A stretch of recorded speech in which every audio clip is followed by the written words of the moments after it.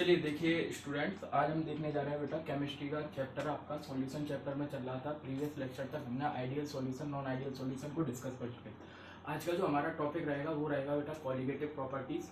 ठीक है, previous lecture ideal solution non ideal solution मैंने पढ़ा दिया था। पॉजिटिव डेविएशन क्या होता है, नेगेटिव डेविएशन क्या होता है बता दिया था। एजियोट्रॉप्स बता दिए थे, मिनिमम बॉइलिंग एजियोट्रॉप्स बता दिए थे, आपके मैक्सिमम बॉइलिंग एजियोट्रॉप्स पढ़ा दिए थे। इसकी लिंक आपको डिस्क्रिप्शन में मिल जाएगी, आप वहाँ से वीडियो देख लीजिएगा अगर नहीं देखा हो तो।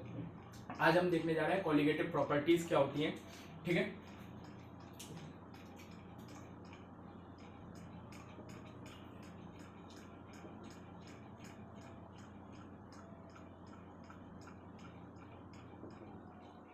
समझिए बेटा कॉलिगेटिव प्रॉपर्टी क्या होती है। हम जानते हैं कोई भी सॉल्यूशन दो चीजों से मिलकर बनता है, सॉल्यूट और सॉल्वेंट से। सॉल्यूट और सॉल्वेंट के मिलने से क्या बनता है, आपका एक सॉल्यूशन बनता है। ठीक है, अब सॉल्यूट क्या होता है, जो लेस क्वांटिटी में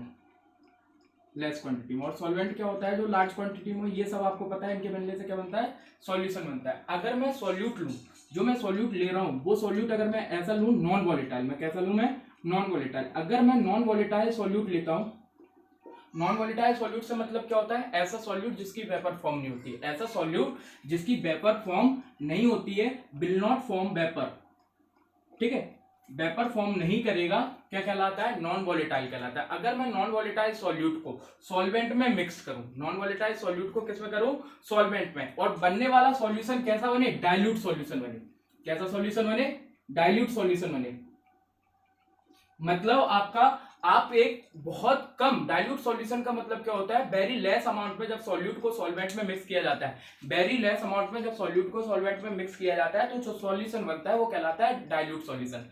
जब बहुत ज्यादा लार्ज अमाउंट में सॉल्यूट को अगर सॉल्वेंट में मिक्स करोगे, लार्ज अमाउंट में क्या, किससे ज्यादा लार्ज अमाउंट में, मतलब कि आपका डाइल्यूट में आपने जितना सॉल्यूट मिलाया था उससे ज्यादा सॉल्यूट अगर आप सॉल्वेंट में मिक्स करते हो तो जो आपका सॉल्यूशन बनता है वो सॉल्यूशन कंसंट्रेटेड सॉल्यूशन होता है। लेकिन उसकी क्वांटिटी सॉल्वेंट से कम ही रहेगी, ये नहीं है कि सॉल्वेंट से ज्यादा मिला दिया तो फिर वो सॉल्यूट कहां से हुआ। ठीक है, तो डाइल्यूट सॉल्यूशंस याद रखना, कॉलिगेटिव प्रॉपर्टीज हमेशा डाइल्यूट सॉल्यूशंस के लिए एप्लीकेबल होती है। डाइल्यूट सॉल्यूशन ऐसा सॉल्यूशन जिसमें सॉल्यूट कैसा हो, बहुत कम मात्रा में मिलाया गया हो, किसके कंपैरिजन में, सॉल्वेंट के कंपैरिजन, 1 ग्राम 2 ग्राम ऐसे मिलाया गया है ना। अगर आपने 1 लीटर सॉल्वेंट लिया है, उसमें 1 ग्राम क्या मिला दिया आपने, NaCl मिला दिया, या 1 ग्राम कोई सॉल्यूट मिला दिया, 2 ग्राम मिला दिया, तो 1000 ग्राम के कंपैरिजन में अगर देखा जाए 1 ग्राम कैसा है, वेरी लेस है। मतलब कि ये जो सॉल्यूशन बनेगा सॉल्यूट और सॉल्वेंट का वो कैसा होगा, डाइल्यूट सॉल्यूशन होगा। कैसा सॉल्यूशन होगा, डाइल्यूट सॉल्यूशन होगा।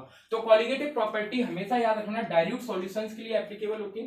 कॉलिगेटिव प्रॉपर्टी के लिए जो आप सॉल्यूट मिला रहे हो सॉल्वेंट में वो कैसा होना चाहिए, नॉन वॉलेटाइल सॉल्यूट होना चाहिए। कैसा होना चाहिए, non volatile solution.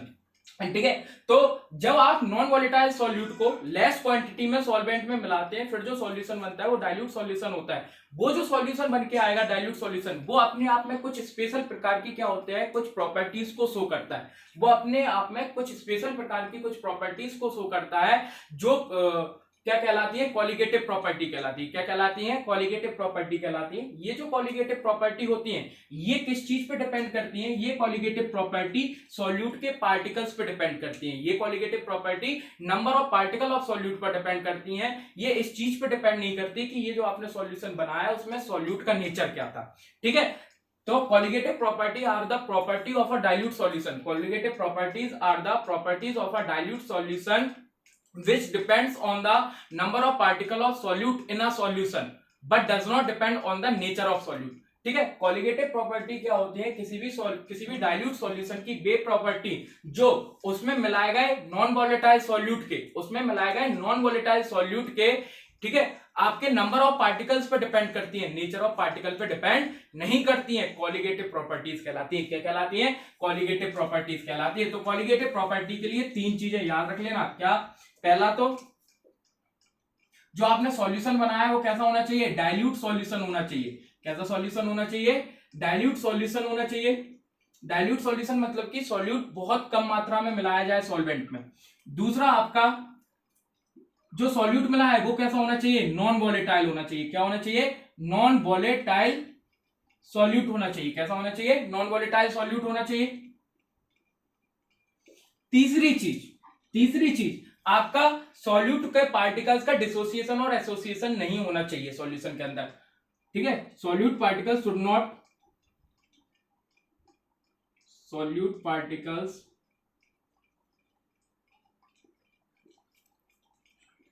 Not dissociate and associate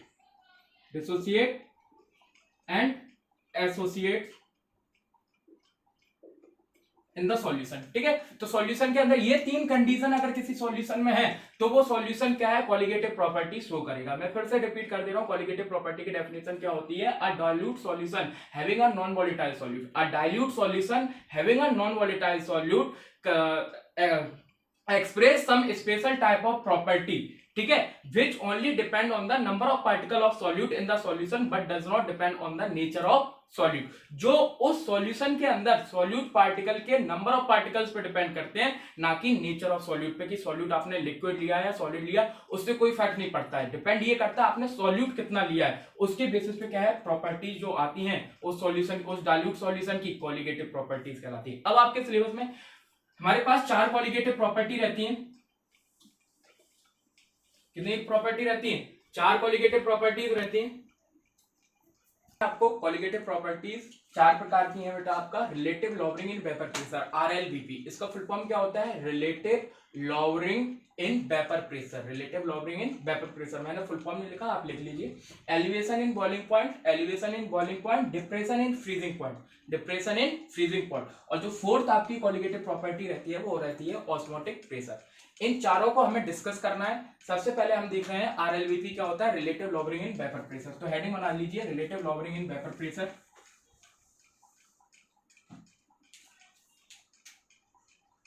RLVP समझिए आप, relative lowering in vapour pressure क्या होती है, ध्यान से समझना आप। मैंने आपको एक लेक्चर करवाया था, याद हो आपको, Raoult's law for non volatile solute. जो Raoult's law for non volatile solute है वही होता है relative lowering in vapour pressure. तो आप उसको भी देख लोगे, इसे देख लोगे, एक ही चीज है। ठीक है,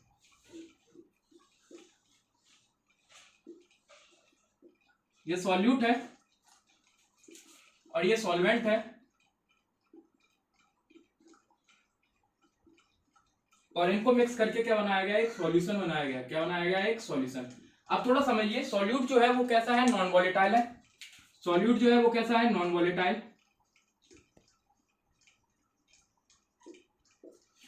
सॉल्वेंट तो वॉलेटाइल हो गई। ठीक है, अब जो सॉल्यूशन बनने वाला है, मैं आपसे पूछूं, ये बताइए आप, सॉल्यूशन का वेपर प्रेशर ज्यादा होगा या सॉल्वेंट का वेपर प्रेशर ज्यादा होगा? सोचिए क्या होगा? सॉल्यूशन का वेपर प्रेशर ज्यादा होगा या सॉल्वेंट का? सॉल्वेंट का वेपर प्रेशर ज्यादा होगा। किसका वेपर प्रेशर ज्यादा होगा? सॉल्वेंट का। सॉल्यूशन का वेपर प्रेशर कम होगा। क्यों होगा?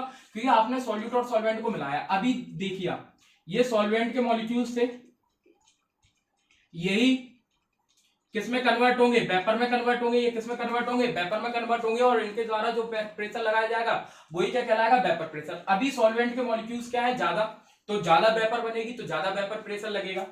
अब जब आपने सॉल्यूशन बना दिया, तो इसमें सॉल्वेंट के मॉलिक्यूल्स भी होंगे और सॉल्यूट के, मैं रेड से डिनोट कर रहा हूं सॉल्यूट के मॉलिक्यूल्स को, सॉल्यूट के मॉलिक्यूल्स भी होंगे अपर लेयर में और सॉल्वेंट के मॉलिक्यूल्स भी होंगे। इस तरीके से सॉल्वेंट मॉलिक्यूल्स भी होंगे और सॉल्यूट मॉलिक्यूल्स भी होंगे। जब ये वेपर बनाएंगे तो ये जो सॉल्यूट मॉलिक्यूल्स है ये तो कैसे है? नॉन वॉलेटाइल, तो इनकी तो वेपर बनेगी नहीं। वेपर किसकी बनेगी? ओनली सॉल्वेंट मॉलिक्यूल्स की। अब जब आपने सॉल्यूशन मिला दिया तो उसमें सॉल्यूट भी है, सॉल्वेंट भी है, तो ये जो सॉल्यूट है वो वेपर बनाने में क्या है? पार्ट नहीं ले रहा। ओनली कौन से ले रहा है? सॉल्वेंट मॉलिक्यूल्स ही वेपर बनाएंगे। क्यों? क्योंकि वो वॉलेटाइल है। ठीक है, अब जब ये सॉल्यूट मॉलिक्यूल्स वेपर नहीं बना रहे हैं तो यहां पर जो जगह है, एरिया, वो किसने कवर कर लिया? आधा सॉल्यूट ने कवर कर लिया, आधा सॉल्वेंट है। यहां पर एरिया ज्यादा था तो सीधी सी बात है वेपर भी ज्यादा बनेगी। यहां पर सॉल्वेंट के मॉलिक्यूल्स का एरिया क्या हो गया? कम। सरफेस एरिया क्या हो गया? कम। सरफेस एरिया कम होने के कारण कम सॉल्वेंट के मॉलिक्यूल्स वेपर बना पाएंगे। तो जब वेपर कम बनेगी तो वेपर प्रेशर भी क्या हो जाएगा? कम। यहां पर क्या है? सरफेस एरिया ज्यादा है, एरिया ज्यादा तो सीधी सी बात है वेपर ज्यादा बनेगी, वेपर ज्यादा बनेगी तो वेपर प्रेशर भी क्या होगा, ज्यादा होगा। ठीक है, तो ये होता है। दूसरा रीजन क्या होता है, इवेपोरेशन डायरेक्टली प्रोपोर्शनल 1/रूट ऑफ डेंसिटी। ठीक है, तो वो भी आप कॉन्सेप्ट लगा सकते हो, लेकिन ये वाला कॉन्सेप्ट थोड़ा सा इजी है, यहां से आप समझ सकते हो। ठीक है, तो ये रीजन रहता है कि यहाँ पर जो सॉल्वेंट होता है उसका वेपर प्रेशर ज्यादा हो जाता है, किससे, सॉल्यूशन के वेपर प्रेशर से। जैसे सॉल्वेंट का वेपर प्रेशर मान लो आया 60 mmHg और सॉल्यूशन का वेपर प्रेशर आया 40 mmHg, तो ये 20 है। 20 का डिफरेंस कहां से हो गया, 20 का डिफरेंस हो गया क्योंकि आपने सॉल्यूट मिलाया था। क्या मिलाया था, सॉल्यूट। तो कितने वेपर प्रेशर में कितने की कमी आ गई, 20 में, तो वेपर प्रेशर क्या हो गया, कम हो गया। इसी को बोला जाता है lowering in vapour pressure. Vapour pressure का कम होना, लोअर होना, कम होना, लॉवरिंग इन वेपर प्रेशर। किसके वेपर प्रेशर का कम हो जाना, सॉल्यूशन का। किससे, सॉल्वेंट से। क्या कहलाता है, लॉवरिंग इन वेपर प्रेशर। कितना कम हो गया, 20। कैसे निकाला आपने निकाला कैसे, वेपर प्रेशर ऑफ कितना कम हुआ, ये कैसे पता पड़ेगा कि कितना वेपर प्रेशर कम हो गया। 60 mmHg बनना था, लेकिन यहां पर सॉल्यूशन में कितना बनना है, 40, मतलब कितना कम हो गया, 20। कैसे कम हो गया होगा, कैसे निकालोगे आप जो कम हुआ है, vapour pressure of solvent minus कर दोगे आप vapour pressure of solution, pressure of solution. बिल्कुल यही करोगे नहीं तो क्या निकल के आएगा, लॉवरिंग इन वेपर प्रेशर। क्या निकल के आएगा, लॉवरिंग इन वेपर प्रेशर। कैसे निकल के आएगा, vapour pressure of solvent minus vapour pressure of solution. मान लीजिए मैंने सॉल्वेंट के वेपर प्रेशर को माना P0 और सॉल्यूशन के वेपर प्रेशर को क्या नाम दिया, PS। तो अपना जो लॉवरिंग इन वेपर प्रेशर आया, इसे किससे डिनोट कर रहा है, डेल्टा P से। लॉवरिंग इन वेपर प्रेशर को किससे डिनोट कर रहा है, डेल्टा P से। वो क्या हो जाएगा, P0 minus PS। Delta P क्या हो जाएगा, P0 minus PS। Delta P किसको बता रहा है, चेंज इन वेपर प्रेशर या लॉवरिंग इन वेपर प्रेशर। कितना वेपर प्रेशर कम हुआ है, क्यों हुआ है, नॉन वोलेटाइल सॉल्यूट के कारण। ये जो सब कुछ हो रहा है वो नॉन वोलेटाइल सॉल्यूट के कारण हो रहा है। किस तरीके से हुआ वो मैंने पूरा आपको बता दिया। ठीक है, इतना आप नोट कर लीजिए जल्दी। ठीक है, चलिए अब देखते हैं। जैसे मैंने माना इफ P0 इज या P0 is vapour pressure of pure solvent, pure solvent का वेपर प्रेशर P0 को मान लिया, and PS is vapour pressure of solution. PS क्या हो गया, सॉल्यूशन का वेपर प्रेशर। तो जो लॉवरिंग वेपर प्रेशर में जो कमी आई है वो कैसे निकालोगे, जब आप सॉल्वेंट का वेपर प्रेशर ज्यादा होगा, सॉल्यूशन का कम होगा, तो ज्यादा में से कम को घटा दोगे। जब आप उसमें से क्या है घटा देंगे तो जो निकल के आएगा वो क्या निकल के आएगा, लॉवरिंग इन वेपर प्रेशर। कितना वेपर प्रेशर में कमी आई, तो जो डेल्टा P आएगा वो क्या आएगा, P0 minus PS, P0 minus PS। ठीक है, डेल्टा P यहां पर क्या है, लॉवरिंग इन वेपर प्रेशर। अभी हमने देखा है lowering in vapour pressure, relative lowering in vapour pressure. आपको क्या देखना है, रिलेटिव लॉवरिंग। तो भैया रिलेटिव मैथ्स में क्या होता है, जब भी आप रिलेटिव किसी से देखते हैं तो किससे निकाला जाता है, इनिशियल वैल्यू से। किससे कंपेयर किया जाता है, इनिशियल वैल्यू से। तो जो relative lowering in vapour pressure होता है RLVP, वो क्या होता है, it is a ratio. RLVP relative lowering in vapour pressure is a ratio. पूरा फुल फॉर्म लिख लेना, is a ratio, it is defined. तो आप क्या कर रहे हो, इस लॉवरिंग वेपर प्रेशर को आप इनिशियल वैल्यू से क्या कर दोगे, आप कंपेयर कर दोगे। इनिशियल वैल्यू से मतलब कि उसका इनिशियल वैल्यू के साथ क्या निकाल दो, आप रेशियो निकाल दो। तो क्या निकल आएगा, RLVP निकल आएगा। क्या निकल आएगा, RLVP।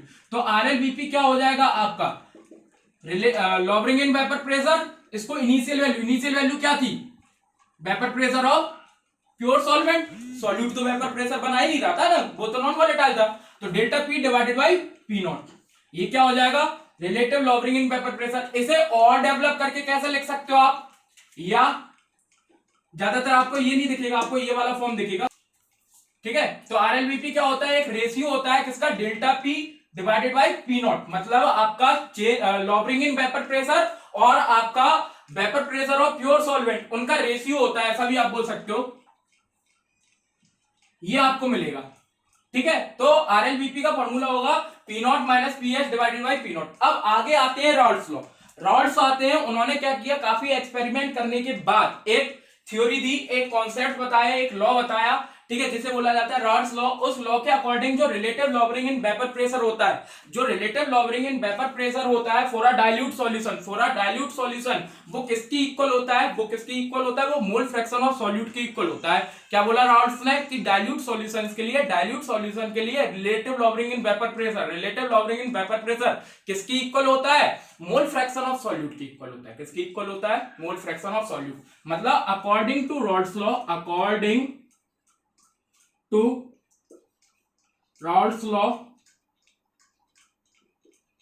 लॉ, ठीक है, जो relative lowering in vapour pressure है वो किसकी इक्वल, मैं लिख नहीं रहा हूं, ठीक है। रॉड्स लॉ ने क्या बोला, relative lowering in vapour pressure किसकी इक्वल होता है, आपका किसकी इक्वल होता है according to Raoult's law, relative lowering in vapour pressure is equal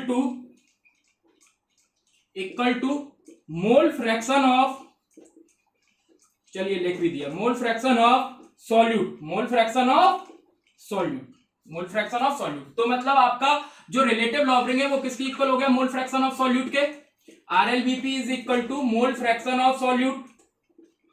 mole fraction को इससे डिनोट करते हैं एक्स से, mole fraction of solute P0 minus PS, यही था फॉर्मूला। तो ये किसकी इक्वल हो गया आपका, P0 minus PS divided by P0, mole fraction of solute. ये था आपका रिलेटिव लॉबरिंग का फॉर्मूला।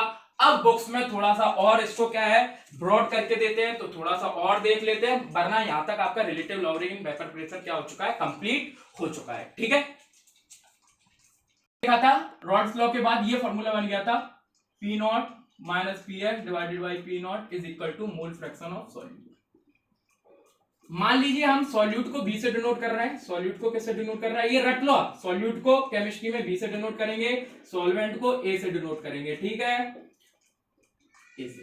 तो हम इसको फॉर्मूले को लिख सकते हैं P0 माइनस PS, ये फॉर्मूला मिलेगा आपको इसलिए मैं बना रहा हूं, ठीक है। अब मोल फ्रैक्शन ऑफ सॉल्यूट क्या होगा, मोल फ्रैक्शन सॉल्यूट होगा moles of solute divided by moles of solute plus moles of solvent, moles of solute plus moles of solvent. ये होगा कि नहीं होगा, मोल फ्रैक्शन से, मोल फ्रैक्शन का भी वीडियो मैंने बनाया है, आप वहां से देख लीजिए। तो ये हो जाएगा आपका NB upon NB plus Na, NB plus Na। अगर सॉल्यूशन बहुत ज्यादा डाइल्यूट है, ध्यान से सुनिए, अगर सॉल्यूशन बहुत ज्यादा डाइल्यूट है तो आप इस NB को क्या कर दोगे, निग्लेक्ट कर दोगे। मतलब NB मतलब क्या होता है, मोल्स ऑफ सॉल्यूट। अब सॉल्यूट बहुत कम लिया है सॉल्वेंट के कंपैरिजन में, जैसे मैंने 1 kg में 1 ग्राम मिलाया या 0.05 ग्राम मिलाया, तो 1 kg के कंपैरिजन में 0.25 ग्राम बहुत कम होगा, उसे निग्लेक्ट कर सकते हैं कैलकुलेशन को इजी करने के लिए। तो आपको ये फॉर्मूला भी मिल जाएगा, नहीं तो ये फॉर्मूला भी मिल जाएगा। ये कब लगेगा फॉर्मूला, जब आपका सॉल्यूट बहुत ज्यादा क्या है, डाइल्यूट है, सॉल्यूशन बहुत ज्यादा क्या है, डाइल्यूट है, सॉल्यूट बहुत लेस अमाउंट में है एज कंपेयर टू सॉल्वेंट, तो आप ये लगाओगे। इसको और डेवलप करते हैं हम जानते हैं मोल्स क्या होता है, मोल्स ऑफ सॉल्यूट फॉर्मूला क्या होगा, given mass of solute, given mass WB से डिनोट करते हैं, याद रखना गिवन मास को किससे डिनोट करते हैं, WB से, डिवाइडेड बाय मॉलिक्यूलर मास। मोल का फॉर्मूला क्या होता है, given mass divided by molecular mass, ठीक है। तो गिवन मास को WB से divided by molecular mass MB, क्योंकि B था तो BB लगा दिया। Na के लिए क्या बनेगा, WA डिवाइडेड बाय MA, बिल्कुल होगा कि नहीं होगा, 11th क्लास में मोल्स देख के आए, ये यहां पर पुट कर दो आप, तो क्या बन जाएगा, P0 minus PS divided by P0, NB की वैल्यू क्या होगी, WB upon MB divided by WA upon MA। पलट के चीजें ऊपर जाएंगी, इसका इससे मल्टीप्लाई होगा, इसका इससे मल्टीप्लाई होगा, तो क्या बनेगा, P0 minus PS divided by P0 is equal to WB into MA divided by MB into WA। ये आप याद रख लीजिएगा, ये फॉर्मूला आपको बहुत ज्यादा MB इंटू WA, ठीक है, ये आपको बहुत ज्यादा यूज होगा, इसका आप याद रखें। यहां पर WB क्या होता है, given mass of solute, WA given mass of solvent, Ma molecular mass of solvent, molecular mass solvent का, और Mb क्या होता है, molecular mass of solute, molecular mass of solute. ठीक है, P0 क्या, P0 क्या होता है आपका, P0 रहेगा आपका vapour pressure of solvent, solvent solve करने के लिए, न्यूमेरिकल सॉल्व करने के लिए बता रहा हूं, और PS होगा वेपर प्रेशर ऑफ सॉल्यूशन। ये आपका फॉर्मूले हैं जिसके बेसिस पे आपको न्यूमेरिकल सॉल्व करने हैं। अब हम देखते हैं न्यूमेरिकल, नोट कर लीजिए।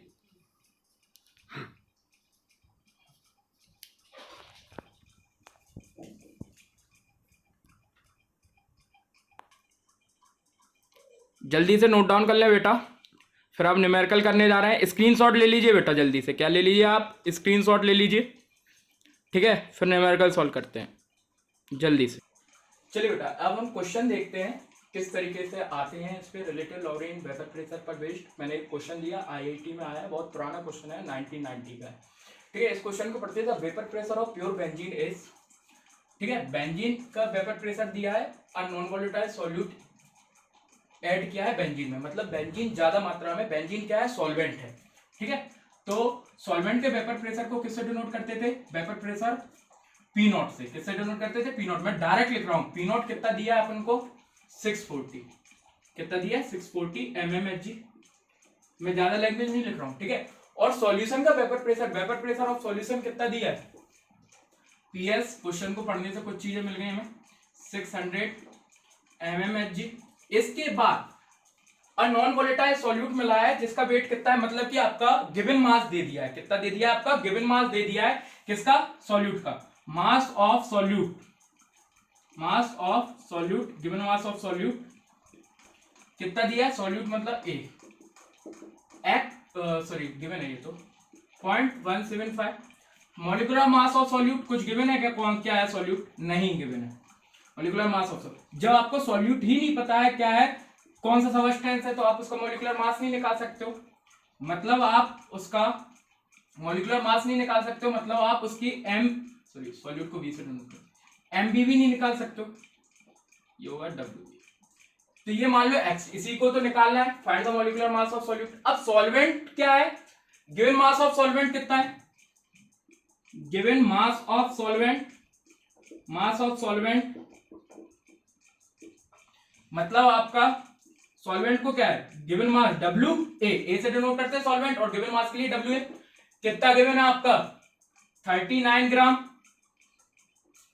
ठीक है, और मॉलिक्यूलर मास बेंजीन का कितना होता है, 78, याद रख लो, नहीं तो निकाल सकते हो C6H6, 12 6 72 और 6 1 6, मतलब कि आपका 78 molecular mass of solvent, benzene, solvent मतलब बेंजीन, Ma 78। अब हमें क्या निकालना है, मॉलिक्यूलर मास ऑफ सॉल्यूट निकालना। हम जानते हैं क्या होता है formula, P0 minus PS divided by P0 is equal to mole fraction of solute, मतलब आपका Na upon Na plus Nv।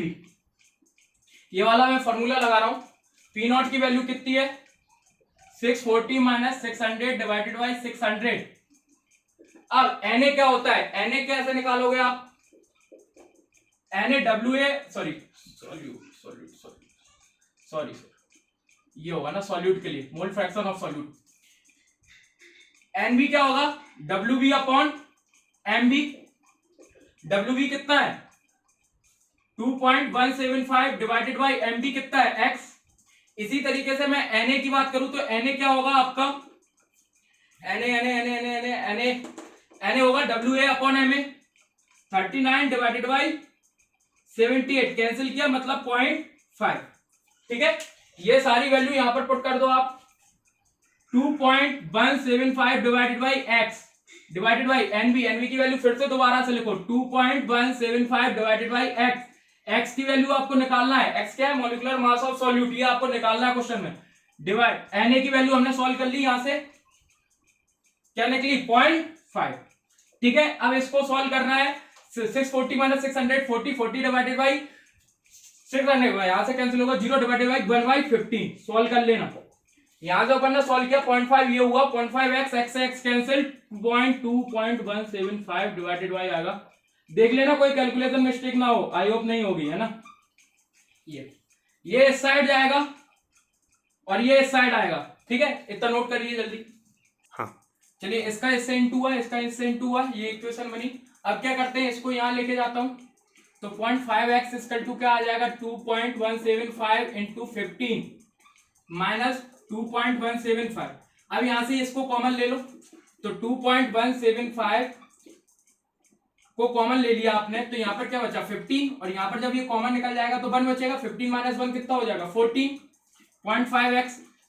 अब इसको इससे डिवाइड दे दो आप, x इक्वल टू क्या आ जाएगा 2.175 इंटू 14 डिवाइडेड बाई 0.5। सॉल्व कर लेना इसे डिवाइड देके 0.435 इंटू 14 इंटू करो और आंसर करके बताओ क्या आ रहा है x की वैल्यू।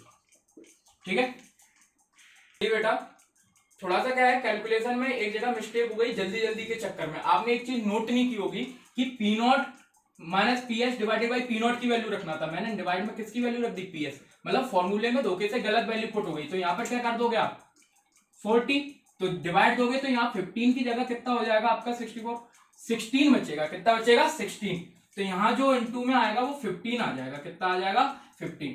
इसके बाद आप सॉल्व कर लेना, फिर आपको ये भी सॉल्व करने की जरूरत नहीं है। आप यहाँ से पॉइंट हटाना, जीरो लगाना, ये जाएगा 30, 30 का 2 से इंटू करोगे तो ये आ जाएगा 69.5 के लगभग। कितना आएगा 69.5 के लगभग। तो बस ये थोड़ा सा हुआ था, पी नॉट की वैल्यू कितना हो जाएगा 640 रखना था, धोखे से गलती से क्या है 600 रख दिया। ठीक है, नोट कर लीजिए। एक्स क्या था आपका मास है तो ग्राम में लगा देना, किसमें ग्राम। टाइप के न्यूमेरिकल्स आते हैं, इजीली आप कर सकते हो, कुछ ज्यादा प्रॉब्लम नहीं है। अब न्यूमेरिकल्स का मैं पूरी एनसीईआरटी के न्यूमेरिकल्स का एक वीडियो अलग से बनाऊंगा जिसमें आपको एनसीईआरटी के पूरे न्यूमेरिकल्स मिलेंगे। इसके ऊपर भी मैं एक कॉलिगेटिव प्रॉपर्टीज के सारे न्यूमेरिकल का एक वीडियो बनाऊंगा, एक एनसीईआरटी के जितने न्यूमेरिकल है उसका पूरा वीडियो बनाऊंगा। तो आपको इजीली क्या है न्यूमेरिकल्स में कोई भी दिक्कत नहीं आएगी। अब मैं नेक्स्ट लेक्चर में ट्रिक बताऊंगा न्यूमेरिकल को सॉल्व करने की, कैसे कर सकते हैं। बहुत सी ट्रिक्स हैं, उनके थ्रू आप सॉल्यूशंस को सॉल्व कर सकते हैं।